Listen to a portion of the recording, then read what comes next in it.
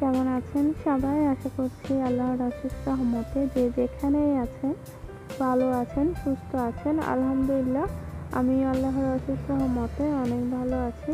তো আজকে আবারও আমি আমার আরেকটি নতুন ব্লগ শেয়ার করতে চলে এসেছি। তো আজকের ব্লগটা হচ্ছে আমি বিকাল থেকে শুরু করেছি। তো দেখতেই পাচ্ছেন এটা হচ্ছে আমাদের বাসার পেছনের সাইডের পুকুরটা। তো আগে দেখিয়েছিলাম অনেকটাই পানি শুকিয়ে গিয়েছে। তো এখন হচ্ছে আজকে হচ্ছে সন্ধ্যার দিকে, সন্ধ্যা না ঠিক বিকালের দিকেই বলা চলে। তো আকাশটা মেঘলা ছিল আর সাথে বৃষ্টিও পড়ছিল গুড়ি গুড়ি, তেমন একটা না। তো ভাবলাম আপনাদের সাথে একটু শেয়ার করি। আর বিশেষ করে পুকুরটা দেখতেই পাচ্ছেন, পুকুরের পানি একদমই নষ্ট হয়ে গেছে। আর পুকুরের পানির মধ্যে দেখতেই পাচ্ছেন ছোট ছোট পোকাও হয়েছে। তো ইউজ করার মতো না আসলে। তো যাই হোক, কিছুই করার নেই। তো এই যে সন্ধ্যার নাস্তায় হচ্ছে আমি স্যুপ বানিয়েছিলাম, ম্যাগি স্যুপ। ম্যাগির যে প্যাকেটের স্যুপগুলো আছে ওগুলোই খুব সহজেই বানানো যায়। জাস্ট প্যাকেট খুলে পানিতে মিশ্রণটা মিশিয়ে আর একটা ডিম দিলেই হয়ে যায় ম্যাগি স্যুপ। তো যেহেতু ডায়েট করছি তাই এই যে এই হেলদি খাবারগুলো খেতেই হয়। তো গরম ছিল, গরম গরম খেতে বেশি ভালো লাগে স্যুপ। তো আমি স্যুপটা খেয়ে নিচ্ছিলাম। আর স্যুপ খাওয়ার ঠিক 10-15 মিনিট পরে আমি গ্রিন টি খেয়ে নিচ্ছি। তো গ্রিন টিটা আমি খাবার 10-15 মিনিট পরে খাই, কারণ এতে করে ভালো রেজাল্ট পাওয়া যায়, যার কারণে 10-15 মিনিট পরে খেলেও ভালো।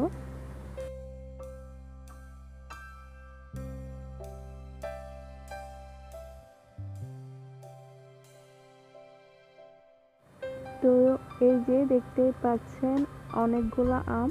তো এই আমগুলো হচ্ছে আমাদের গাছের আম। তো এই আমগুলো খেতে এত মিষ্টি, কি আর বলবো, বলার বাহিরে। আমাদের গাছের আম বলে বলছি না, আসলেই এটা অনেক মিষ্টি একটা আম। তো আমাদের 2টা আম গাছ আছে, 2টা আম গাছের আমগুলো মাশাআল্লাহ অনেক মিষ্টি। তো দেখতেই পাচ্ছেন আমি আপনাদের সাথে একটু শেয়ার করছি। এখানে প্রত্যেকটা আমই পাকা। তো কিছু আমে কালার এসেছে আর কিছু আমে আসেনি, কিন্তু এগুলো পাকাই। তো এই যে রাতের জন্য আমি রান্না করে নিচ্ছি। তো আজকে রান্না করব মাছ বোনা। এখানে আমি কাতাল মাছ ফ্রাই করে নিচ্ছি, একটু হালকা কালার আসলে নামিয়ে নিব। এটা একটু ফ্রাই করে দেন রান্নাটা, মাছ বোনাটা করবো আর কি। আর এই পাশে চুলায় আমি বকুলি ভাজি করে নিচ্ছি। তো এই বকুলি ভাজিটা খেতে অনেক বেশি মজা হয়, জাল জাল করে ভাজিটা করলে অনেক মজা হয়। আমাদের বাসার তো সবাই অনেক পছন্দ করে, যার কারণে ওইভাবে করা আর কি। আর আমি মাছ বোনাটা করে নিয়েছি অলরেডি। আপনাদের সাথে রেসিপি শেয়ার করতে পারছি না, কারণ আসলে রান্নাঘরে স্ট্যান্ড বসিয়ে শ্যুট করাটা একটু ঝামেলাই মনে হয় আমার কাছে।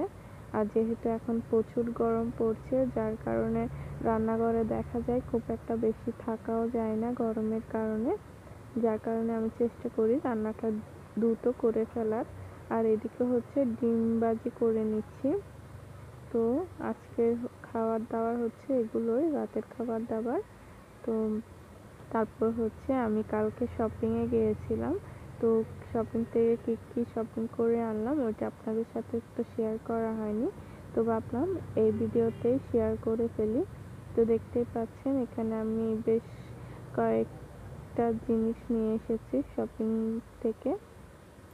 তো তেমন একটা শপিং করা হয়নি। আর আমি আমার লাস্ট ব্লগে আপনাদের সাথে শেয়ার করেছিলাম যে অনলাইন থেকে যে কাপড়গুলো নিয়েছিলাম, তো ওগুলো রোজাতে নিয়েছিলাম আর এই পর্যন্ত সেলাই করতে দেওয়া হয়নি। তো আজকে মূলত সেলাই করতে দিতে গিয়েছিলাম মার্কেটে। আর যাওয়ার পর এই টুকটাক কিছু জিনিসপত্র আমি নিয়ে এসেছি, তো আপনাদের সাথে একটু শেয়ার করছিলাম আর কি। আর আংটিটা দেখতে পেয়েছেন, আমার কাছে অনেক ভালো লেগেছে আংটিটা। এই যে আমি আঙ্গুলে পরিয়ে দেখিয়ে দিচ্ছি।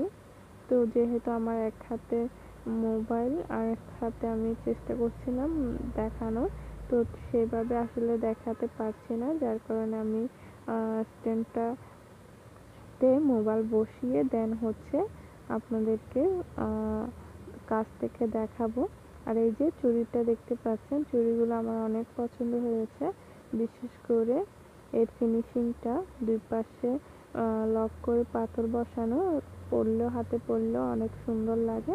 তো আমি আসলে আপনাদেরকে হাতে যেহেতু মোবাইল নিয়েছি, যার কারণে ঠিক মতো দেখাতে পারছি না। তো এই যে আমি স্ট্যান্ডে মোবাইল বসিয়ে দিয়েছি, আর এখন আপনাদেরকে কাছ থেকে দেখিয়ে দিচ্ছি।